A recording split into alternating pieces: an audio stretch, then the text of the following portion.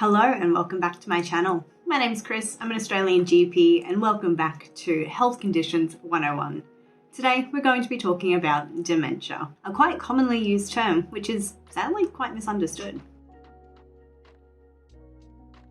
Dementia itself is not a specific or particular disease. It's actually a collection of symptoms that affect the way that someone can think, the way that they behave, and the way that they can undergo the tasks of daily living. There are actually quite a few different types of dementia, which is obviously the whole point of this video, to tell you about the differences. So the one I suppose is the most commonly known or talked about is something called Alzheimer's dementia, also colloquially known as Alzheimer's dementia, which is not right, but anyway, you may have heard it as Alzheimer's. This is wherein the brain cells actually atrophy, which means they die off. Therefore, there is a shrinkage of the brain and therefore processing difficulties in the ability to speak, to make plans, to execute plans, memory changes, if I've not already mentioned that. And it really affects the way that someone who is afflicted with Alzheimer's dementia can live day to day. The next one I'll talk about is also very common, and that's vascular dementia. So when we talk about vascular dementia, vascular pertains to the vascular system, which is your blood vessels. So vascular dementia itself is a set of symptoms similar to Alzheimer's and other dementias. But what makes it different is that it's because of small infarcts or small little strokes, for example, in the brain, because the veins and the arteries are so affected by vascular disease, whether that be having atherosclerosis or plaque from high cholesterol, whether that be damage because of high blood pressure, or for other reasons, such as having previous strokes, which I guess link into the risk factors I talked about earlier. So it's small and potentially even big events that can cause the atrophy of the brain cells, so again, death of brain cells, shrinkage of the brain, and just reduction of circulation. No blood pumping, no oxygen, no cells. Like, it's just all linked together. Another type of dementia is one known as Lewy body dementia, which is linked to another neurological condition known as Parkinson's disease. What makes this rather unique is it's not necessarily just atrophy of the cells because there's not enough circulating blood or anything. Hi, Editing Kris here to say, sorry, I actually butchered this section, so apologies for the screenshot of me, but let me explain Lewy body dementia in a little bit more detail and a bit better this time. So the brain is affected in Lewy body dementia because protein deposits, known as Lewy bodies, hence the name, develop in the cells in the brain, especially in the regions involved in thinking, memory, and movement, which is all due to Parkinson's disease, which is a whole video in and of itself, causing a degeneration of the cells and therefore cell death. Huntington's disease is a genetic condition which is inherited in what's known as an autosomal dominant pattern, meaning that it's passed on, and if one parent has it, the children are likely to have it, and it's quite a devastating disease. There's no cure for it, and it does have a link to symptoms relating to dementia as well. Another type of dementia is known as frontotemporal lobar degeneration. So fronto meaning the front, temporal meaning like the temples on the sides, lobar, so the brain is broken into lobes, so the frontal lobe, the temporal lobes, the occipital lobe.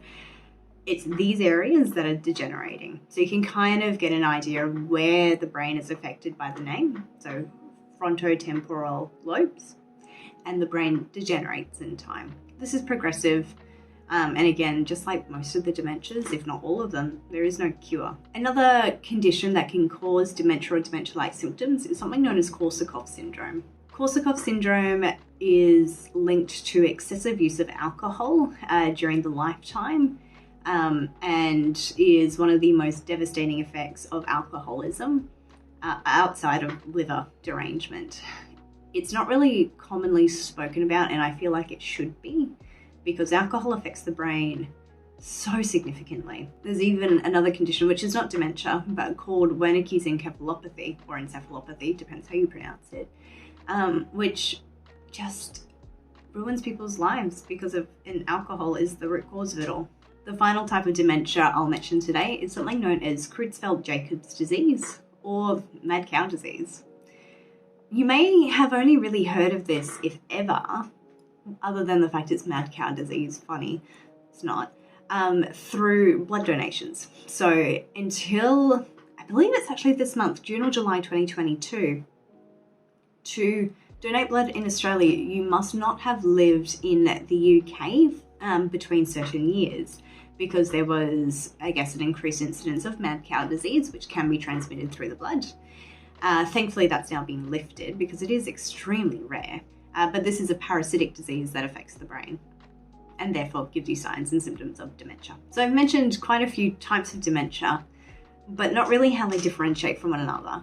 And that's because the signs and symptoms of dementia are quite similar across a lot of the diseases. And this is no means to say that having Alzheimer's dementia is exactly the same as having Korsakov syndrome. That's not the case at all. But the signs and symptoms of dementia, again, it can be quite similar. Sadly, the early signs of dementia can often be quite vague and really subtle, so they're not often noticed by the patient or those around the patient.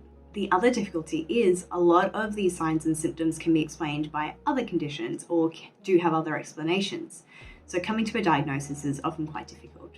But without further ado, signs and symptoms of dementia include progressive and increasing in frequency with memory loss, confusion, personality changes, including disinhibition, where it seems like someone has no filter, apathy and withdrawal, so signs of depression, the loss of ability to perform everyday tasks, making a cup of tea, making the bed, showering oneself, problems with communicating, and problems with sleeping, having a decreased judgment or poor judgment.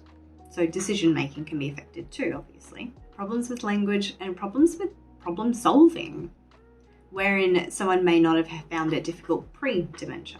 Like I said, kind of vague, and a lot of those symptoms may be explained by things like having depression, being deficient in something like iron or B12 or vitamin D, old age to a degree. I mean, we don't keep the same cognitive function throughout our whole lifetime, or even more serious diseases, not that dementia is not serious, like a brain tumor. So how do we diagnose someone, or at least investigate someone with dementia? At the heart of this diagnosis, you need to have a really good, thorough history and examination. Quite often, the first person to talk to a patient about a possible dementia diagnosis is their GP. So as a GP, we talk about the symptoms that they're experiencing or that others have noticed, and we try to build a good timeline to figure out how long this has been going on for.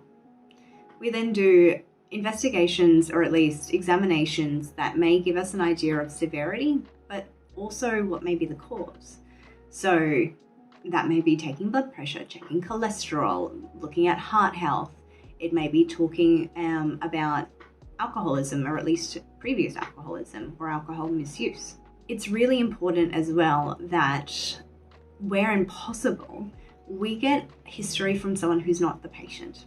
So the way that we perceive the disease may be perceived differently by someone who is a carer or a family member.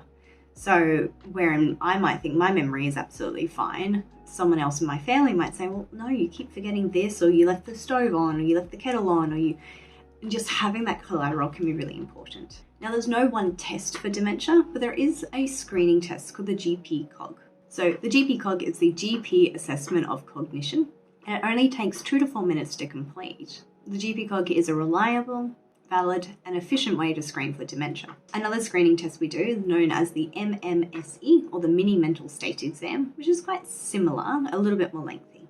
Then, if we are suspicious of dementia, we'll do quite a thorough blood work, including tests for iron, as I've mentioned before, B12, vitamin D, and other diseases that can cause dementia-like symptoms, such as tertiary syphilis. So a good dementia workup actually does test for syphilis. It's not that we suspect that every person who has memory issues has syphilis. However, it is something that we do screen for. Then, of course, as I've mentioned a few times, we do think about heart health. So an ECG or electrocardiogram with, all the leads on the chest is done. And finally, a CT of the brain is really helpful at making the diagnosis of dementia, or at least ruling out other causes of dementia. Depending on what our suspicions are, other investigations might be used as well, such as an EEG, which looks at the electrical waves of the brain, or a brain MRI. Once a diagnosis is made, the mainstay of treatment is not necessarily medication-based, though there are some medications with relatively good evidence to help with Alzheimer's dementia, but it's really support. So dementia is irreversible. You cannot go back from it. So the aim of treatment or management is to ensure that someone has a good quality of life moving forward. It can be a really confronting diagnosis to have for both the patient and for the family members. So I'm a big advocate of getting psychology involved quite early on. Again, depending on the type of dementia and the way it's affecting the individual patient. Other allied health professionals such as speech therapy, occupational therapy, physiotherapy, and dietitian can be absolutely invaluable to someone's life. Like I said, there are some medications that are specific for dementia, but as I've also mentioned, it's irreversible. So sometimes instead of treating the dementia, we treat the symptoms of the dementia. So another common symptom is depression. So antidepressants may be used to help someone feel better. Sometimes the disinhibition and the other psychiatric manifestations of dementia can be quite difficult to deal with from both a patient and a carer perspective. So antipsychotics may be used. And that's not to say that someone with dementia is psychotic, but the way the medications work can be quite helpful. Overall, dementia is a woefully misunderstood, complex, and overall devastating diagnosis. If you suspect that yourself or a loved one has dementia, I strongly urge you to speak to your GP so that we can go through the history like I've explained, the screening tests, and the investigations, because ultimately, the whole point of a diagnosis is to know how to help. It's not to stick a label on you. It's not to say, and this is what the next 10 years of your life will be. It's to go, okay, now we know why this is happening. This is how we can help. I hope you found it interesting. If you want me to go into the different types of dementia more specifically, I'm happy to do so. But I figured this is a 101 video and it would be more beneficial for most people to hear that there are several types of dementia instead of just focusing on, say, Alzheimer's. So without further ado, if you like the video, like, subscribe, and leave a comment. Let me know what you want to see next. And until next time, guys, stay safe, stay healthy, and I'll see you in a video very soon. Bye.